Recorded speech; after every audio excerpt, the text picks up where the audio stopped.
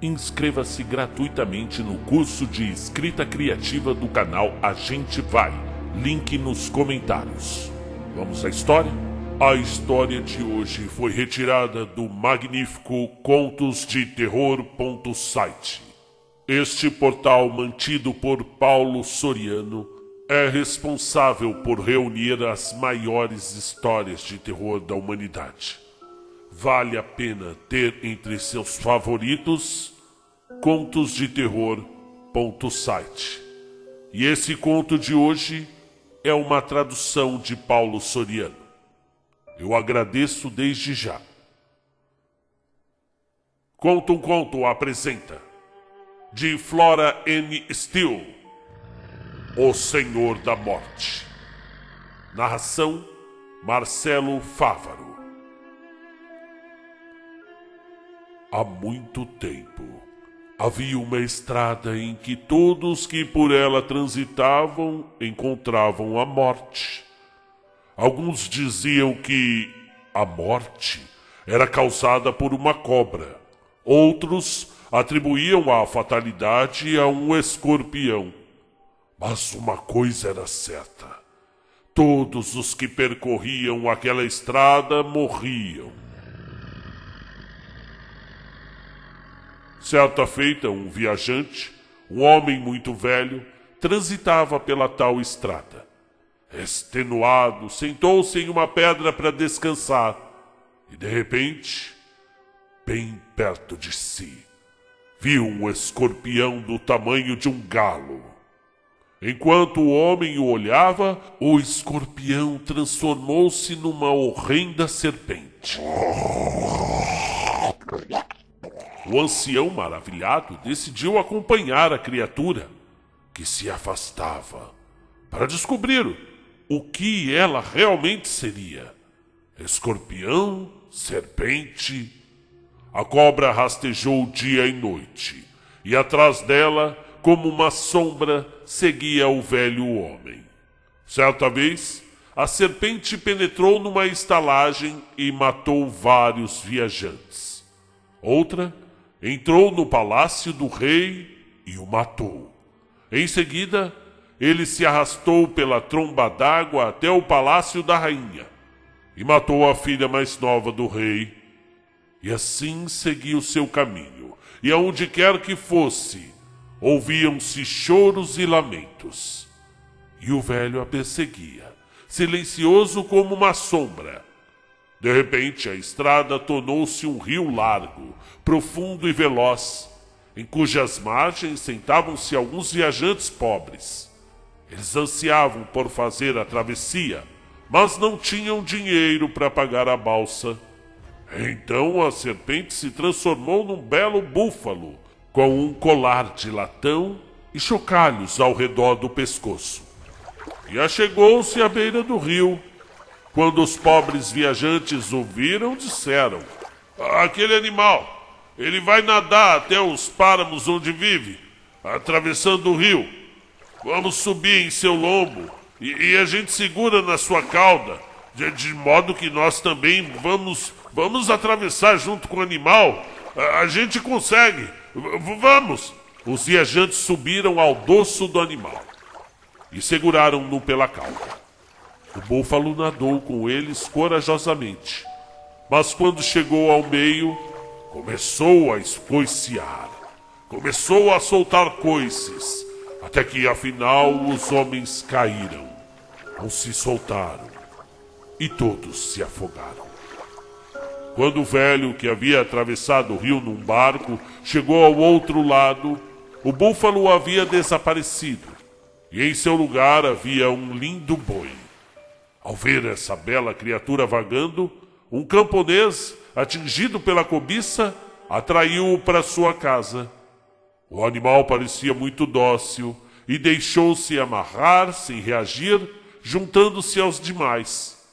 Mas na calada da noite, transformou-se em uma serpente e dizimou todo o rebanho. Depois, infiltrando-se sorrateiramente na casa, matou toda a gente adormecida e depois partiu. Mas atrás dele seguia o ancião, silencioso como uma sombra. Logo eles chegaram a outro rio, onde a cobra assumiu a forma de uma bela jovem, linda de se ver, coberta com joias caras, uma beleza. Depois de um tempo, 2 soldados que eram irmãos apareceram. Quando se aproximaram, a jovem mulher se pôs a chorar amargamente. O que houve? Perguntaram os irmãos. Por que você, tão jovem, tão bela, senta-se à beira do rio assim sozinha? Então a jovem serpente respondeu. Meu marido me levava para casa quando, tendo descido ao riacho procurando a balsa, achou por bem lavar o rosto. Então escorregou e se afogou. Portanto, eu já não tenho mais marido ou parentes. Não tenha medo, gritou o mais velho dos irmãos, que se enamorou por sua beleza. Venha comigo e eu me casarei com você. Sim, mas com uma condição, disse a moça. Você jamais me pedirá para fazer qualquer trabalho doméstico. E tudo quanto eu lhe pedir, você vai me dar. Sim, claro, como um escravo. Ser-lhe-ei obediente, prometeu o jovem. Então, vá imediatamente ao poço e traga-me um copo d'água. Seu irmão ficará comigo, disse a jovem. Mas quando o irmão mais velho se foi, a jovem serpente voltou-se para o outro, dizendo: Faz comigo, porque eu te amo. Minha promessa ao seu irmão foi um ardil para afastá-lo de nós. Nada disso, retrucou o jovem. Você é a esposa prometida do meu irmão. Eu te considero uma irmã. Com isso a jovem ficou furiosa, chorou e lamentou, até que o irmão mais velho voltou. E então ela gritou, chorando: Oh, marido, eis aqui um vilão! O seu irmão me pediu para fugir com ele, para te abandonar. E então uma amarga ira tomou conta do coração do irmão mais velho, que, sentindo-se traído, desembainhou a espada e desafiou o mais jovem a uma luta. Os irmãos pelejaram o dia inteiro, mas ao anoitecer, jaziam os 2 mortos no campo. A jovem recobrou a forma de serpente, e atrás dela seguia o velho, silencioso como uma sombra. Mas, por fim, ela se transformou num velho de barba branca. Quando aquele que por tanto tempo a seguia viu alguém semelhante a si, tomou coragem e, maniando a barba branca, perguntou: Quem e o que é você? Então o velho sorriu e respondeu: Alguns me chamam de o Senhor da Morte, porque eu trago a morte ao mundo. Isso é surpreendente. Dê-me a morte, suplicou o outro, pois eu o segui de longe, silencioso como uma sombra. Eu estou cansado. Mas o Senhor da Morte balançou a cabeça, dizendo: Não é assim que as coisas funcionam. Eu só dou a morte para aqueles cujos anos são fartos. E você tem 60 anos de vida pela frente. Então o velho de barba branca desapareceu.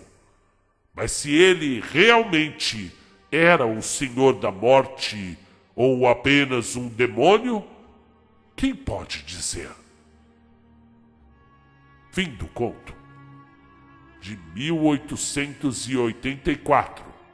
Escrito por Flora N. Steele, nascida em 1847, morta em 1929. Eu gostei do conto, viu? O velho, então, ele queria morrer, estava cansado de seguir a morte, e aí perdeu seu objeto de busca por um momento e encontrou o velho lá. Essa história da mulher eu já vi em alguns lugares na vida real, viu? Já vi muito irmão deixar de se falar por causa de namorada. Isso é o ser humano é uma coisa muito incrível, né? Ele tem suas fraquezas e eu adoro a literatura que ela mostra quem é o ser humano. Hoje em dia a gente entra nas redes sociais e encontra seres tão perfeitos, né? Com ideologias castas, pessoas puras. E quando a gente pega um livro de literatura, a gente percebe que a vida não é assim exatamente. Que as pessoas têm sentimentos ruins, viciosos, egoístas, e que a literatura muitas vezes consegue traçar um desenho da alma do ser humano, né? E eu gosto muito desse finalzinho do século XIX, que quando você entra no realismo, naturalismo, realismo, você encontra ainda mais esse olhar binocular sobre as patologias, os erros do ser humano, e fica mais fácil você se aceitar como um ser errante também, sempre buscando fazer o bem, mas tendo a consciência que você não é um anjo, um ser infalível, não é verdade? Nós erramos.